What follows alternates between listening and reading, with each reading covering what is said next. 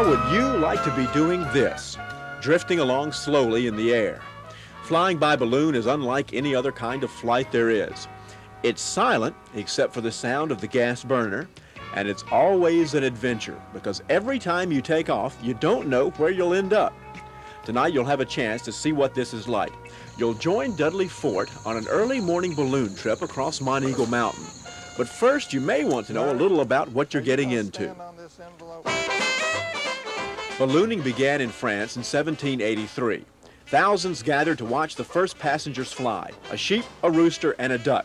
They landed safely. The rooster had a broken wing, but only because the sheep stepped on him. Later that same year, the first men flew in a hot air balloon. Balloons filled with hydrogen were also developed, and during the Napoleonic Wars, balloons flew as observation posts, but they were subject to being shot down. Since those days, balloons have been used on Arctic expeditions, as publicity stunts, and as just plain fun. However, there has always been danger. The first deaths occurred when some experimenters tried to launch a balloon with a combination of hydrogen and hot air. It caught fire.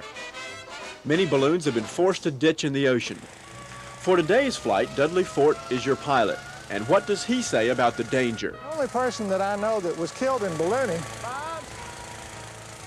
stood up in the basket as his envelope flew into the power lines, and the basket wrapped around the power lines, and as it went around it, he was thrown out and killed from the fall.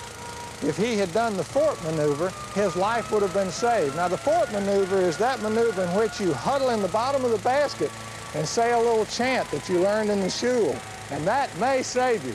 But standing up and being brave in the basket is the best way in the world to get killed. Well, huddling in the bottom of the balloon may not inspire confidence, but it may help to know that this is the way you'd usually see Dudley Fort.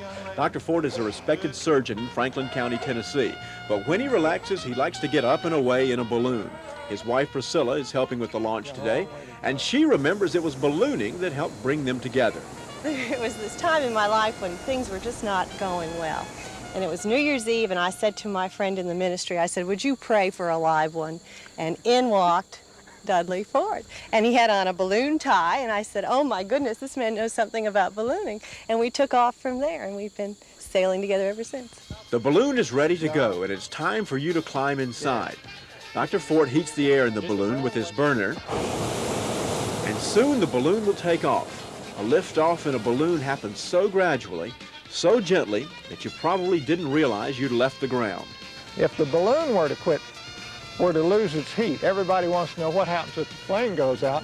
We would descend at up to 1,000 feet per minute, which is the same speed that a parachutist descends at. The balloon begins up toward the mountain, and you realize that the wind is all that's deciding where you'll go. Everybody wants to know if you can steer a hot air balloon. Now, we're going to try and fly over this cross up here, and as you know, the air will blow at different degrees or in different directions at different altitudes.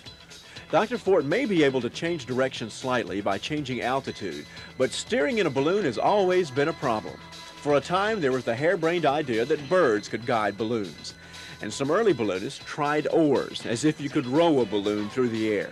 Still others tried sails. Nothing worked, and today balloons are still at the mercy of the wind. You and Dr. Fort could end up anywhere.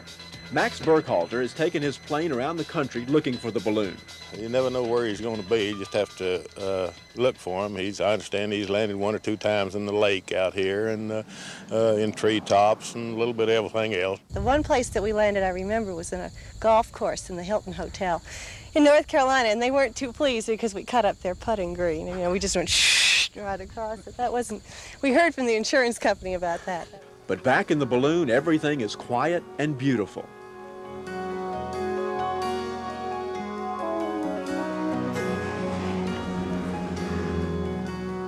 Good morning.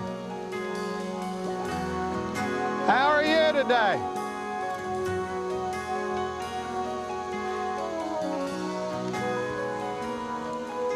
We're starting down again, and I have to give us some heat. Dr. Fort balloons in a place where it may seem crazy to fly. Look at all those trees. There's almost no place to land. Finally, you spot a clearing up ahead. But a tree is coming up, and you may think your trip is going to end up like this. It looks just like we're going to hit this tree. And of course, we've given the envelope enough heat so that the buoyancy of the balloon will take us up over the tree. Now that dead tree is a big danger to balloonists because that dead tree will tear, the limbs on that dead tree will tear the envelope.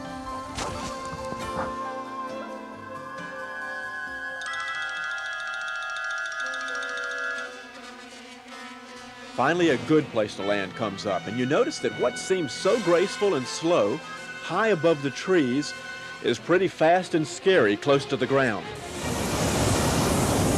Ooh. Perfect, perfect, perfect. That's it.